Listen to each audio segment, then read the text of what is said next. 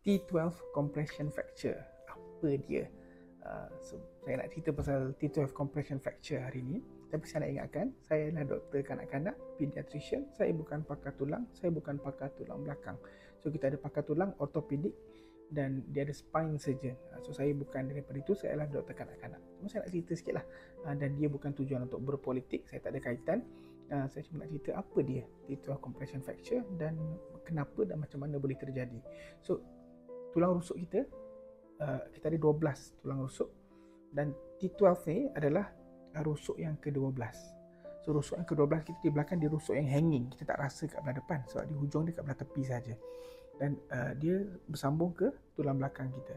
Bila kita kata T12 compression fracture ni, maknanya tulang belakang yang bersambung dengan tulang rusuk ke-12. So yang paling ke bawah sekali, bawah daripada T12 ni adalah lambar. So lambar kita lah. So T12 adalah tulang rusuk yang adalah tulang belakang yang bersambung dengan tulang rusuk ke-12. Bagaimana boleh jadi compression fracture? So fracture ni, bila compression fracture ni maknanya tulang belakang tu dia dikompres, dia ditekan. So dia ada dua mekanisme injury. Satu sama ada axial pressure. Axial pressure ni maknanya tekanan daripada atas, vertical punya pressure. Maknanya contohnya ditekan daripada atas ke bawah secara kuat, hentakan kuat, ataupun dia terduduk, jatuh terduduk dengan kelajuan yang laju, yang kuat. So yang tu boleh menyebabkan T12 compression fracture, ataupun flexion injury. Maknanya dia bukan ke belakang, dia ke depan macam tu, yang hentakan kuat. Dan compression fracture specifically pada T12 ni, dia tak mudah terjadi.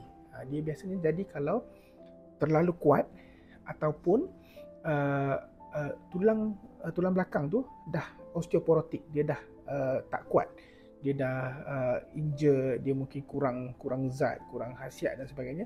So tulang tu dah tak berapa kuat, di mineral dia dah tak berapa kuat, so boleh jadi fracture macam tu.